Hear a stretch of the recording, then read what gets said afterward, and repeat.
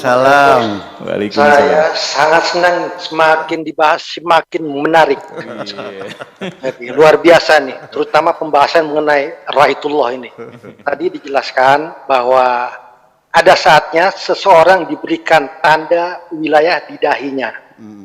Di dahinya, kemudian diberikan rasa malu. Nah, pertanyaan saya nih, ya mudah-mudahan seandainya saya diberikan tanda itu, tanda wali di dahi saya, apakah boleh saya menyampaikan kepada orang yang bertanya kepada saya, misalnya, apakah Anda seorang wali? Nah, bagaimana sikap saya? Apakah saya boleh menjawabnya? Ya, saya seorang wali. Wali santri. wali murid atau wali lah gitu. Karena ini ya masalahnya gitu, Buya. Jadi padahal bisa jadi ya bahwa ada hal yang kaitannya dengan secret dan top secret atau confidential. Ada hal-hal yang boleh disampaikan kepada halayak ramai dan ada juga yang tidak boleh disampaikan kepada setiap orang. Nah, untuk itu saya mohon penjelasan dari Buya, apa etikanya ataupun apa baiknya. Terima kasih. Baik, ya.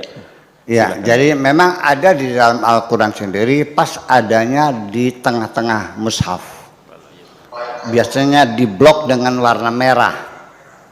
Karena waktu itu Sayyidina Utsman sedang baca Quran, dibacok oleh Khawarij, darahnya memuncrat, akhirnya netes di Al-Quran sedang dibaca di depannya itu.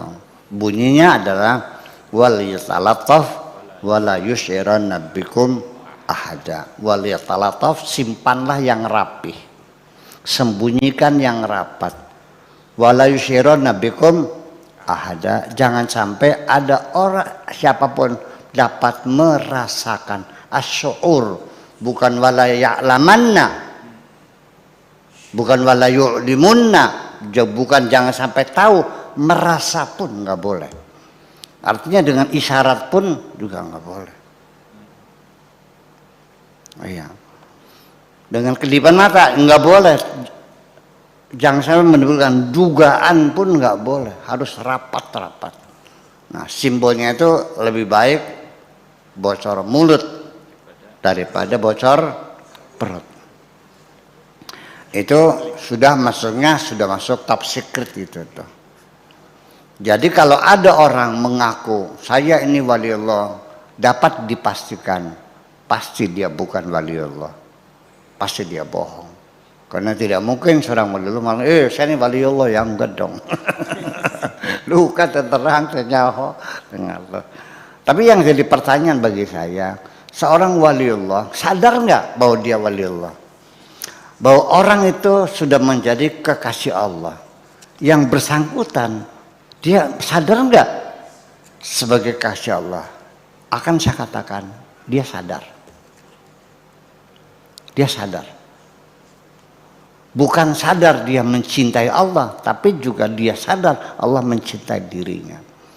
Apakah berupa fenomena-fenomena alam yang seringkali seperti dimanja Tuhan, ya kan, diberi sifat kasyaf, bisa melihat sesuatu yang tidak bisa dilihat oleh orang lain.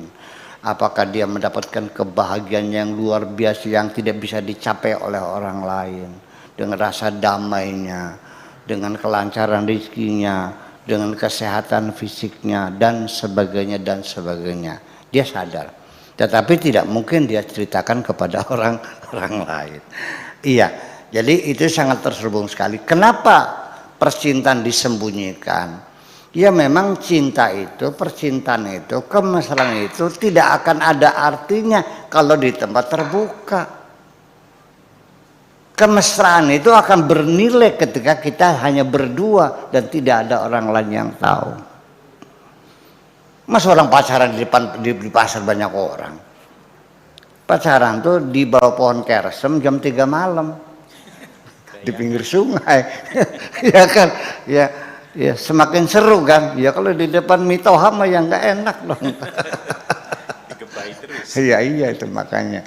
Jadi percintaan itu semakin tersembunyi. Jadi artinya bahwa nanti pada akhirnya mah siapa yang akan mendapatkan wilayat itu? Itu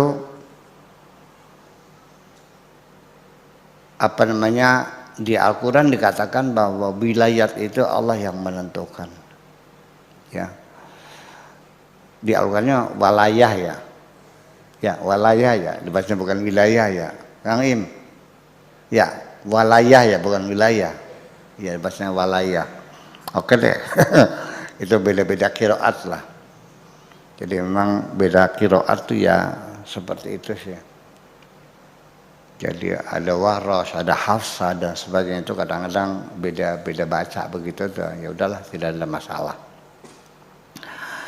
Tetapi gitu, ini wilayat ini tidak ada pendidikan formalnya dan juga tidak ada prosedur formalnya.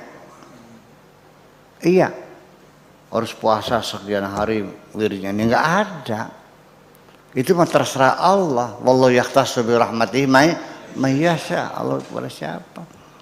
Jadi kita jangan menduga orang itu penjahat, pelacur segala macam, perampok. Belum tentu. Kalau Allah berkehendak sekejap besok harinya sudah berubah, dia sudah menjadi waliullah seperti Dzunun al-Masri.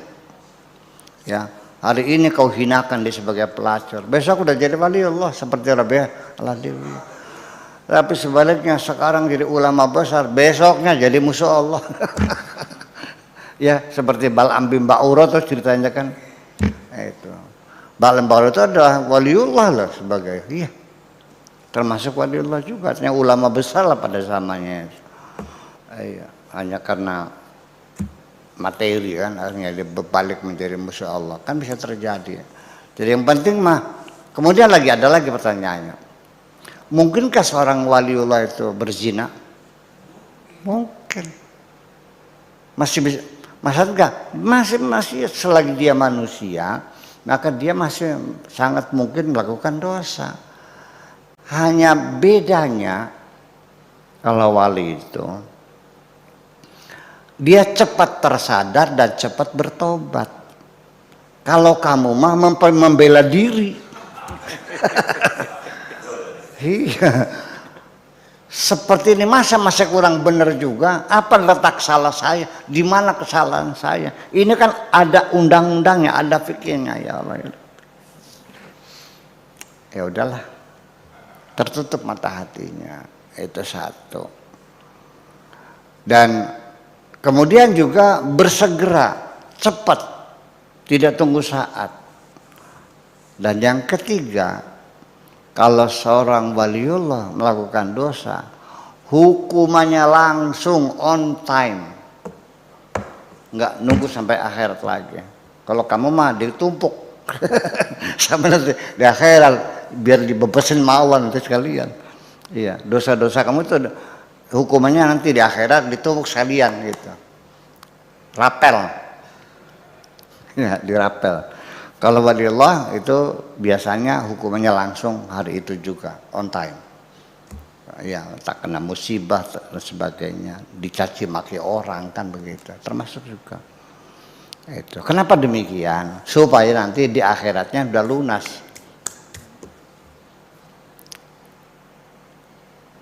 Kalau kamu pengennya dihukumnya sekarang atau nanti pengennya? Itulah bedanya kira-kira ya.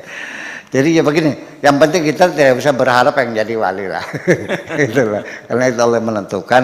Yang penting kita bekerja seoptimal mungkin sesuai dengan kemampuan kita. Jangan menunda perintah Tuhan, jangan mentakwil-takwilkan, jangan bikin kela-kela. Ya. Bahasa di fikih kan ada kela, menghindar. Jangan ngebohongi Tuhan lah. Jujur aja, kalau bisa ya enggak, nggak usah dikela-kela. Kalau mau ya silakan, kalau enggak ya udah, tanggung jawab sendiri. Jadi yang penting kita berbuat baik saja, laksanakan perintah Allah sesuai dengan kemampuan kita, teruskan hati kita. Insya Allah, Allah juga tidak buta. Allah pasti akan memilih hamba-hambanya itu. Terima kasih, itu aja.